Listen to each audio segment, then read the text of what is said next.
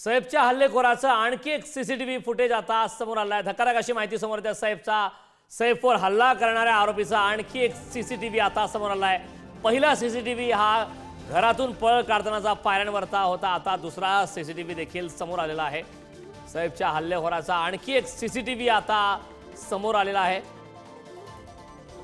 सैफ अली खानवर राहत्या घरी वांद्र्यामध्ये हल्ला करण्यात आला, त्यानंतर ही दृश्य आपण पाहतोय। सीसीटीव्ही फुटेज पळ काढतानाचा दुसऱ्या दृश्यात दिसतंय, तर पहिल्या दृश्यामध्ये पायऱ्या सोडून तो घरी जातानाचा व्हिडिओ असण्याची शक्यता वर्तवण्यात येत आहे। सीसीटीव्ही फुटेज समोर आलेला आहे। या संदर्भात ताजी अपडेट देण्यासाठी आपले प्रतिनिधी निखिल चव्हाण आपल्यासोबत जोडलेत। निखिल, खरं तर सैफच्या हल्लेखोराचा आधी एक व्हिडिओ होता ज्या ठिकाणी तो पळ काढत असल्याचं दिसत होतं, आता दुसरा व्हिडिओ देखील समोर आला आहे।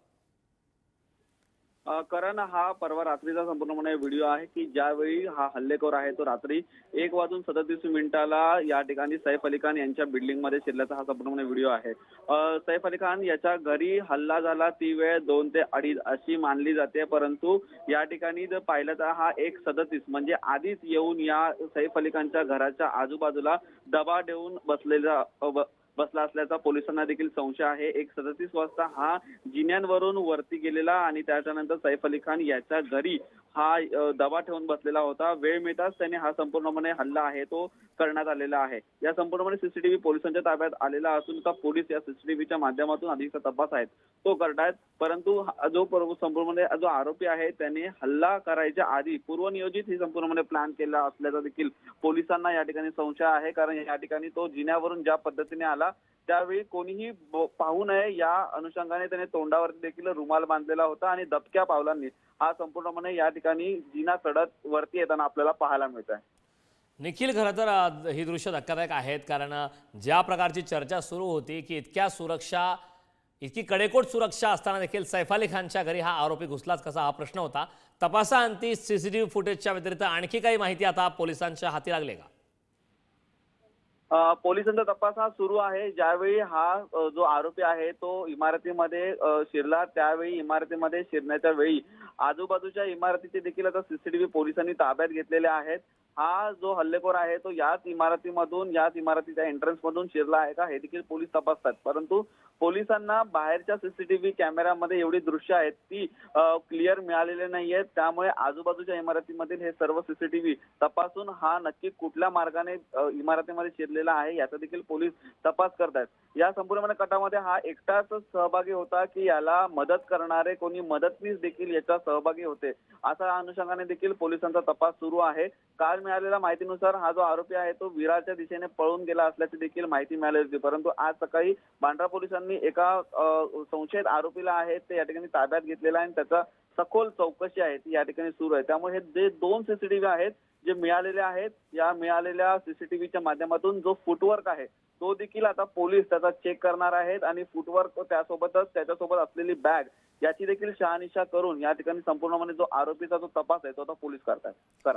निखिल, एक माहिती आपल्याकडे अशी देखील आली होती की ज्यामध्ये या जो संशयित आरोपी आहे या आरोपीचा फोटो देखील लीलावती रुग्णालयातल्या पोलिसांना देखील पाठवण्यात आला होता, त्या संदर्भात देखील व्हेरिफिकेशन सुरू असल्याचं कळतंय, याबाबतची काय माहिती आहे?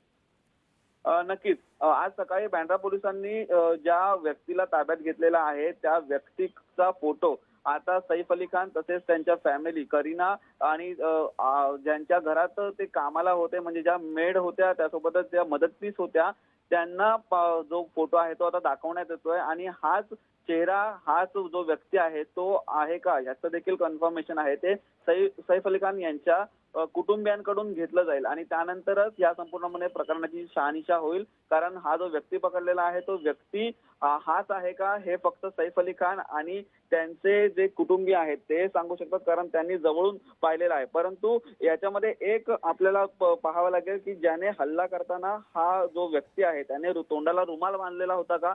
जर रुमाल बांधला असेल तर त्याची ओळख पटणं तेवढं अवघड होईल, परंतु सीसीटीव्हीच्या माध्यमातून जर पाहिलं तर सीसीटीव्हीच्या माध्यमातून त्याचा चेहरा आहे तो स्पष्ट क्लिअर कट दिसलेला आहे। त्यामुळे आता सैफ अली खान यांच्या कुटुंबियांकडून काय कन्फर्मेशन येतं हे देखील पाहणं महत्त्वाचं ठरेल। सध्या तरी पोलिसांनी या ठिकाणी जो फोटो आहे तो त्यांच्या कुटुंबियांना पाठवलेला आहे। थोड्याच वेळात ही कन्फर्मेशन देखील येईल आणि त्यानंतर पोलीस आहेत ते अधिकृतरित्या माहिती आहेत ती जाहीर करतील। निखिल, दोन्ही दृश्य आपण पाहतोय। खरं तर एक दृश्य जी काल सीसीटीव्ही फुटेज हाती लागलं होतं त्यामध्ये तो आरोपी हल्ला करून पळ काढतानाचा सीसीटीव्ही फुटेज होता, व्हिडिओ होता. मात्र आता दुसरे जे दृश्य आले ज्यामध्ये तो हल्ला करण्यासाठी सैफ अली खानच्या घराकडे जातो असं स्पष्ट दिसतंय. मात्र दोन्हीमध्ये जर पाहिलं तर 1:37 तो आरोपी त्या ठिकाणी जाताना दिसतोय, तर 2:33 तो परत येतोय. म्हणजे केवळ 56 मिनिटांमध्ये हा संपूर्ण थरार झाला का, या संदर्भात काय माहिती आहे?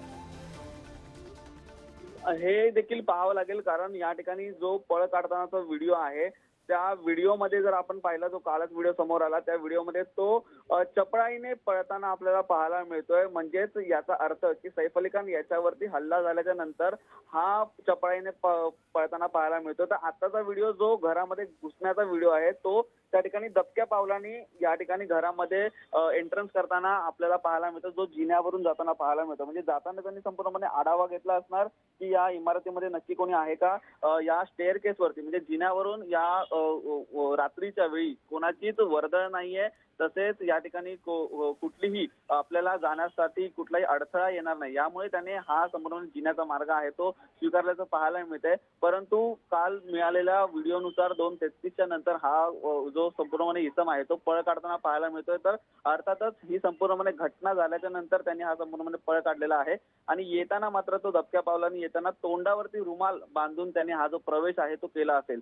एकंदरीत पाहता पोलिसांना असा देखील संशय आहे की तो इमारतीच्या पहिल्या किंवा दुसऱ्या माळ्यावरती येऊन आधीच थांबला असेल आणि रात्रीच्या वेळी जेव्हा त्याला वेळ मिळाली, जेव्हा त्याला हल्ला करण्यासाठी किंवा घरात घुसण्यासाठी योग्य वेळ त्याला समजली असेल, तेव्हा त्याने ही संपूर्णपणे मुवमेंट आहे ती केली असेल. त्यामुळे पोलिसांचा या संपूर्णपणे अनुषंगाने जो तपास आहे तो सुरू आहे. बाहेरच्या सीसीटीव्ही मध्ये या व्यक्तीची कुठेही हालचाल मिळते का आणि ती मिळत असेल तर ती कुठल्या वेळेला मिळते हे देखील पोलीस आता तपासतात. नक्कीच निखिल, या संदर्भात तपासांती नेमक्या आणखीन काय घडामोडी समोर येतात, काय खुलासे होतात हे पाहणं महत्त्वाचं आहे. खूप खूप धन्यवाद या सविस्तर अशा माहितीबद्दल. या संदर्भात चंद्रशेखर बावनकुळे यांनी नेमकी काय प्रतिक्रिया दिलेली आहे पाहूया. को हम लोग जो होती है उसको सीरियसली करते हैं. हमारे देवेंद्र जी ने कल तो कहा है कि इस प्रकार की जब घटना होती है हमारी सरकार कितने जल्दी पहुंची है, हमारे पुलिस कितनी जल्दी पहुंची है, कितनी जल्दी हमने कॉग्निशन लिया है. हम सोचते हैं कि कोई भी घटना को कोई भी घटना से नहीं कंपेयर करना चाहिए, बट महाराष्ट्र में मुंबई सुरक्षित है. तर वांद्रे पोलिसात एकदा एक जण ताब्यात घेण्यात आलाय, चौकशी सुरू आहे. ओळख पटवण्यासाठी देखील संपूर्ण आता शर्थीचे प्रयत्न सध्या सुरू आहे. तर दुसरा सीसीटीव्ही फुटेज देखील आता समोर आलेला आहे आणि केवळ 56 मिनिटाच्या आत हे संपूर्ण घडामोडी घडल्याची शक्यता आता वर्तवण्यात येत आहे.